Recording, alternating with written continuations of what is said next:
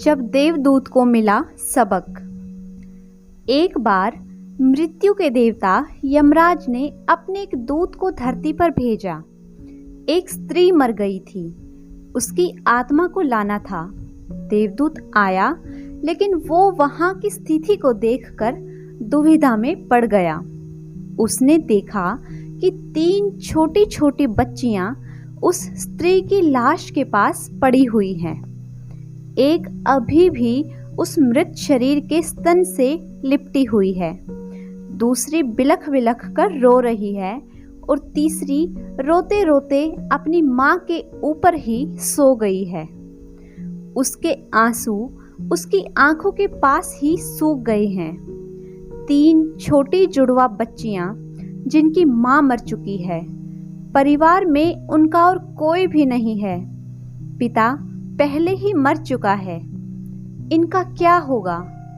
कौन संभालेगा इन्हें? यही सोचकर देवदूत को बहुत दुख हुआ।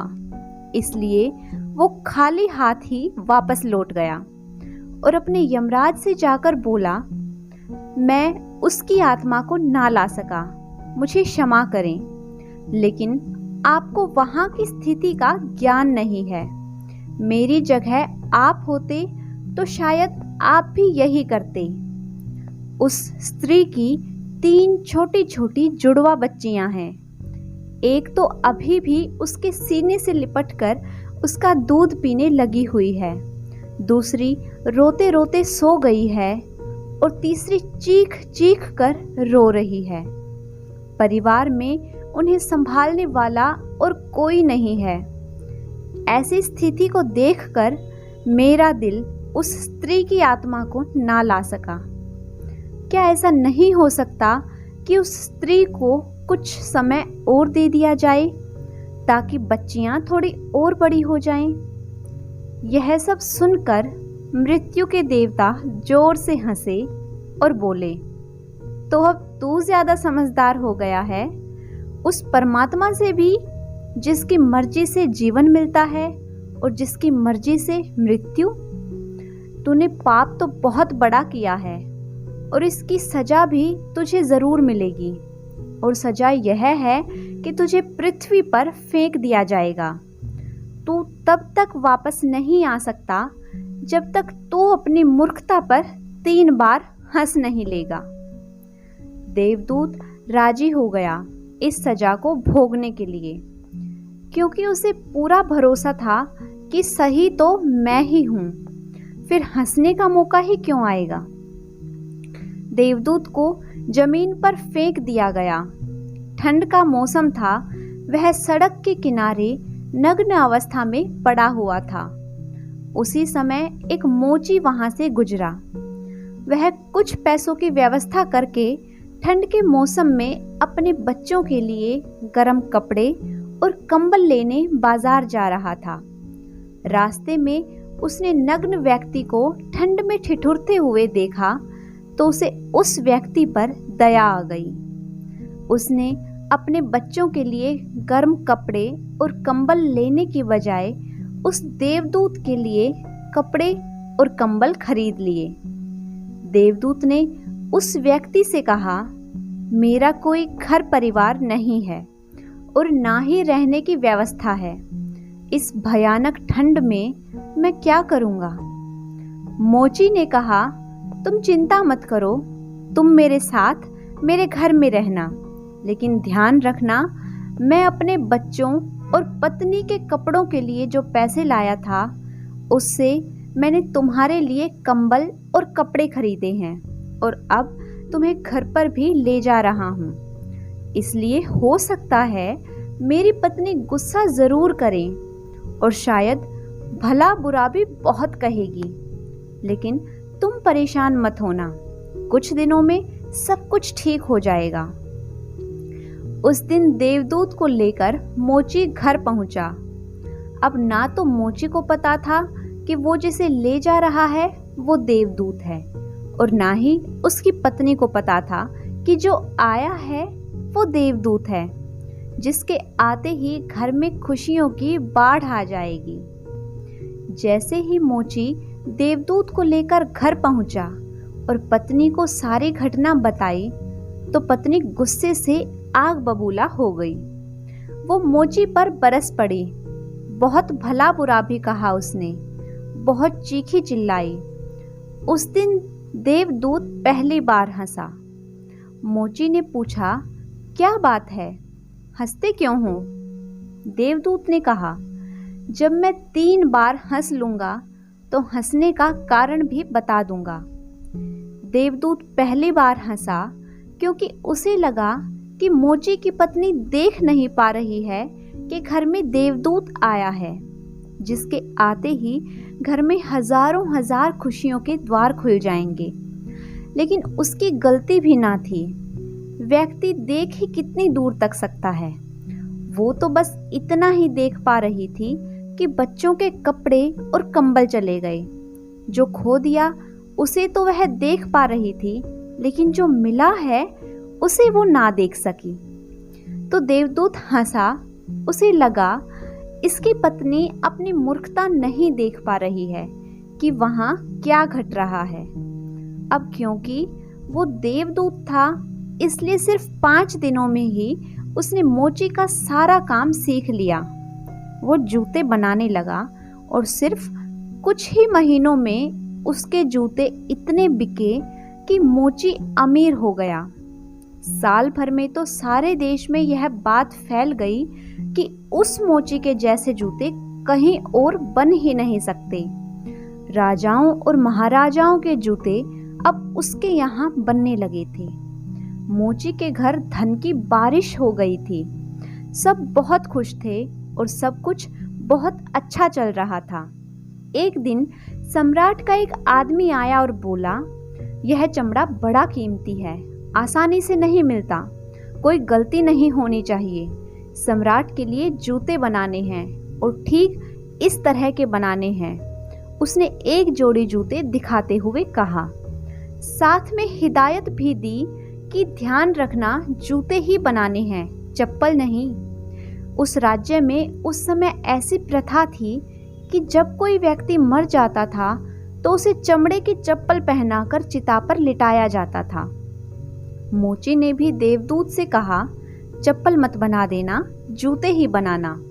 सम्राट का स्पष्ट आदेश है और ध्यान रखना चमड़ा सिर्फ इतना ही है, कोई गलती मत करना वरना बड़ी मुसीबत में फंस सकते हैं। सम्राट का काम है। इतना कहने के बाद भी देवदूत ने उस चमड़े से चप्पल ही बनाई। जब मोची ने देखा कि देवदूत ने जूते की जगह चप्पल बनाई है तो वह आग बबूला हो गया और वो गुस्से में इतना पागल हो गया कि डंडा लेकर देवदूत को मारने दौड़ा। उसने कहा, तुझे बार बार समझाया था कि जूते ही बनाना, लेकिन तूने चप्पल बना दी। अब सम्राट हमें छोड़ेगा नहीं, तू तो मरेगा ही, लेकिन साथ ही मुझे और मेरे परिवार को भी फांसी लगवाएगा। इतना सुनते ही देवदूत खिलखिलाकर हंस पड़ा। उसी समय पीछे से दौड़ता हुआ सम्राट का आदमी आया और बोला, जूते मत बनाना, चप्पल ही बनाना, क्योंकि सम्राट की मौत हो गई है। इतना सुनते ही मोची के हाथ से डंडा छूटकर नीचे गिर पड़ा। उसने देवदूत के पैर पकड़ लिए और कहा, मुझे माफ कर दो, मैंने तुम्हें इतना मारा, मुझसे बहुत बड़ी भूल हो गई। देवदूत ने कहा, कोई बात नहीं, मैं अपनी सजा भुगत रहा हूँ। मोची ने कहा, कौन सी सजा? तुम हंस क्यों रहे हो? तब देवदूत ने कहा, जब मैं 3 बार हंस लूंगा तो सब कुछ बता दूंगा। भविष्य पहले से ही तय होता है और सिवाय उस परमात्मा के किसी को नहीं पता होता कि आगे क्या होगा। इंसान तो वैसे भी अपने अतीत के अनुभवों के अनुसार निर्णय लेता है। सम्राट जिंदा था तो जूते चाहिए थे और मर गया तो चप्पल। देवदूत दोबारा हंसा, यह सोचकर कि भविष्य में हमें कुछ ज्ञात नहीं और हम आकांक्षाएं करते रहते हैं, अनुमान लगाते हैं, जो कि पूरी तरह व्यर्थ है। हम इच्छा करते हैं कि यह घटेगा, वह घटेगा, लेकिन वो कभी घटता ही नहीं, क्योंकि कुछ और ही घटना होता है। हमारी नीति बिना हमसे पूछे चलती है, लेकिन हम बेवजह ही हल्ला मचाए रहते हैं, चाहिए चप्पल लेकिन जूते बनवाते हैं। मरने का समय नजदीक आ रहा है लेकिन हम जिंदगी का आयोजन करते हैं। तो देवदूत को लगा कि मुझे क्या पता लड़कियों का भविष्य क्या होगा, मैं बेवजह ही बीच में पड़ा। यही सब सोचकर अपनी मूर्खता पर आज देवदूत खिलखिलाकर हंसा। इसी प्रकार कुछ वर्षों के बाद एक तीसरी घटना घटी। देवदूत मोची की दुकान पर बैठा जूते बना रहा था। तभी वहां 3 जवान लड़कियां एक बूढ़ी औरत के साथ आई। उन तीनों की शादी होने वाली थी, तो अपने लिए जूते का नाप देने आई थी। देवदूत तो उन्हें देखते ही पहचान गया कि ये वही तीनों लड़कियां हैं जिन्हें वो उनकी मृत मां के पास छोड़कर आ गया था, जिनके कारण आज वो यह सजा भुगत रहा है।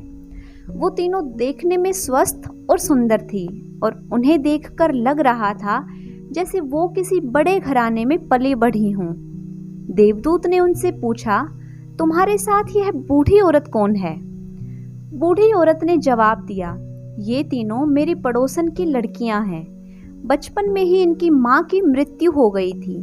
बेचारी बहुत गरीब थी, उसके पास खाने को भी ना था और इनको पिलाने के लिए उसके शरीर में दूध तक ना था। वह इन्हें दूध पिलाते पिलाते ही मर गई। मेरी कोई संतान ना थी, इसलिए मैंने इन्हीं को अपने बच्चों के रूप में अपना लिया और अब इनका सम्राट के खानदान में विवाह होने जा रहा है। देवदूत ने सोचा, अगर इनकी माँ जिंदा होती तो यह तीनों बच्चियां भयानक गरीबी, भूखमरी और दरिद्रता में बड़ी होती। क्योंकि माँ मर गई इसलिए इनका लालन पालन इतने धनी परिवार में हुआ और अब इसी बूढ़ी औरत की सारी धन दौलत की यही तीनों मालकिन हैं। उस दिन देवदूत अपनी मूर्खता पर तीसरी बार हंसा। उसने उन तीनों लड़कियों के लिए अब तक के सबसे शानदार जूते बनाए और मोची से आकर सारी बात कह सुनाई कि मेरे हंसने के 3 कारण थे जिसकी मुझे सजा मिली। अब मैं समझ गया हूँ कि नीति सबसे बड़ी है और हम सिर्फ उतना ही देख पाते हैं जितना हम देख सकते हैं, और जो हम नहीं देख सकते वो बहुत बड़ा और विशाल है। जो हम देख सकते हैं उससे हम उस बात का सटीक अंदाजा नहीं लगा सकते। मैं अपनी मूर्खता पर 3 बार हंस चुका हूँ। मेरा दंड पूरा हुआ, इसलिए अब मैं चलता हूँ। और देवदूत वहाँ से चला गया। दोस्तों, हम आज घटी घटनाओं को देखकर इस बात का अनुमान नहीं लगा सकते कि यह घटना हमारे लिए अच्छी है या बुरी। इसका उत्तर तो भविष्य के गर्त में ही छुपा होता है। इसलिए हर घटना पर अच्छी या बुरी की प्रतिक्रिया देना व्यर्थ है। हमें बस जो हो रहा है उसका साक्षी बनने का प्रयास करना चाहिए और अपनी तरफ से जग कल्याण में साथ देना चाहिए। हमें ना तो अतीत के लिए पश्चाताप करना चाहिए और ना ही भविष्य की चिंता। बस आज और इसी पल में जीना चाहिए और इसी के साथ खुश रहना चाहिए। बस यही एकमात्र तरीका है खुद को उन सभी चिंताओं से मुक्त रखने का जिनका परिणाम तुम्हारे बस में है ही नहीं। अगर आपको आज की ये कहानी पसंद आई है तो वीडियो को लाइक कीजिए, शेयर कीजिए। साथ ही अगर आपने अभी तक मेरे चैनल को सब्सक्राइब नहीं किया है तो जल्दी से चैनल को सब्सक्राइब कर लें। Thanks for watching.